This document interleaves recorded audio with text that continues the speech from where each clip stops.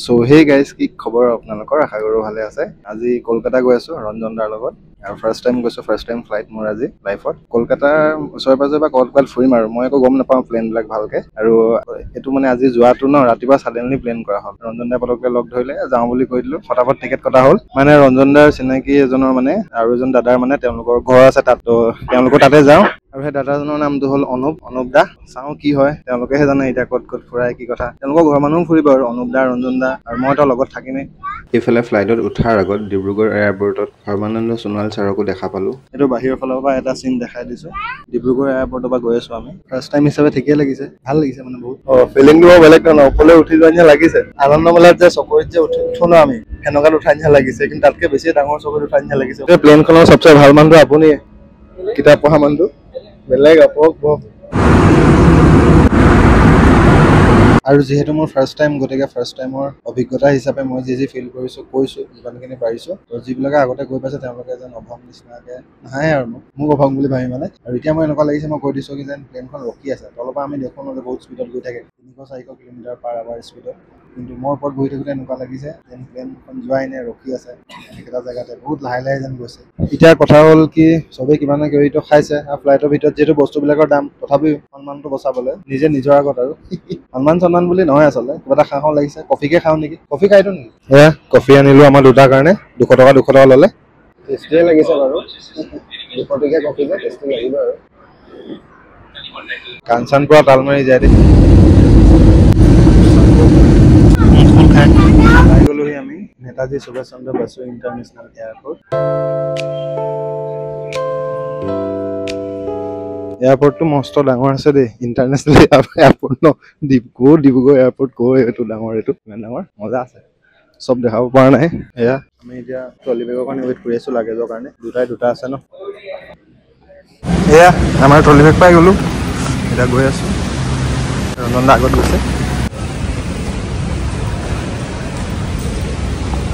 এয়াৰপৰ্টৰ ভিতৰতে মুতি মেলি আমি এতিয়া বাহিৰত ওলাই আহি ললো। এতিয়া নাজিৰপুৰ বুলি এটা এডোখৰ জেগা আছে, তাত যাব লাগিব। তাতে আছে সেই দাদাজনৰ ঘৰ। এতিয়া আমি গাড়ী এখনৰ লগত কথা পাতিলো, এইখনত আমি এতিয়া যাওঁ। নাজিৰপুৰ যাব লাগিব নে বাছত? বহুত দূৰ যাব লাগিব, বহুত কেইঘণ্টামান। এখন গাড়ীতে এতিয়া বেগ চেগ ভৰাই লওঁ। 350 বিচাৰি আছে, 300 দিম বুলি কৈ আছো। কৰি আমি এতিয়া বাছ ষ্টেণ্ডলৈ গৈ আছো। তাৰপিছত এটা দীঘলীয়া যাত্ৰা আছে। ফ্লাইটতো আহোঁতে ইমান একো আমনি নালাগিলে বাৰু, কিন্তু বাছত যাওঁতে বহুত এটা খাম বাৰু। কেইবা ঘণ্টাও চলিব ন বাছ।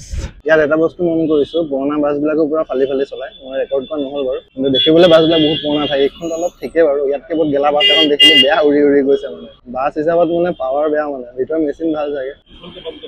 আমি এতিয়া দমদম গুৰুদ্বাৰা চাহিবৰ ওচৰত আছো, এয়াৰপৰ্টৰ ওচৰতে আছে। আৰু এইখিনি বহুত বেছি দূৰো নাছিলে, আচলতে বেছিয়ে পইচা ল'লে। 300 বুলি 350 কথা পতা হৈছিলে নাই, পিছত সেই 350 টকাই ল'লে। মানে ইয়াত এতিয়া ৰখি আছো আৰু বাছত যাব লাগিব ন, সেই নাজিৰপুৰ নামৰ জেগাডোখৰলৈকে। হ'ব আৰু উপায় নাই, লুট খালো আৰু এতিয়া যিখন বাছত যাম সেইখন বাছৰ অলৰেডি টিকেট কৰা আছে আমাৰ দুজনৰ কাৰণে। ৱেইট কৰি আছো। নামটো হ'ল বাছখনৰ নীলচন্দী। এতিয়া এটাই আশা কৰিছো, বাছখন যেন অলপ কমফৰ্টেবল হয় আৰু, যিহেতু বহুত ঘণ্টা বহিব লাগিব ন।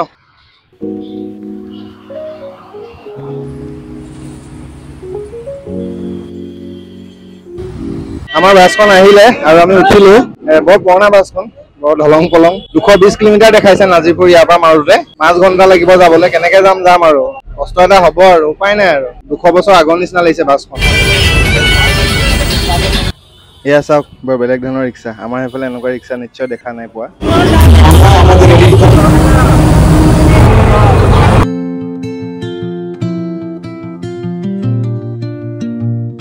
আমি এতিয়া কৃষ্ণনগৰ পালোহি। ইয়াৰে হোটেল এখনত ৰখাইছে, খাই লওঁ কিবা এটা। আছামৰ খানাটো নাপামেই চাগে এইখন হোটেলখন।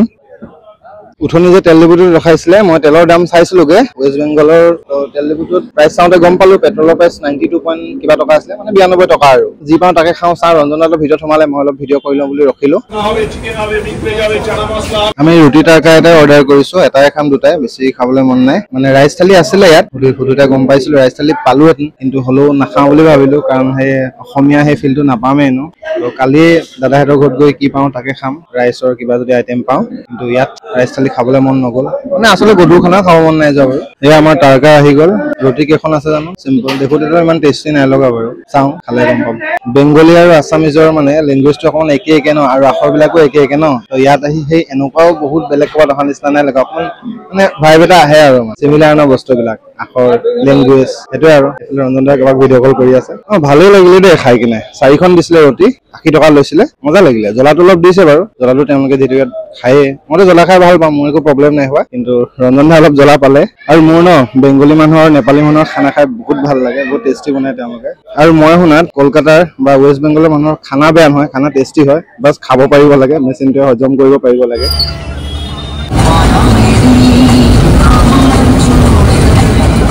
কৃষ্ণনগৰ ঘুৰে আসলাম পলাশি ঘুৰে আসছে বলি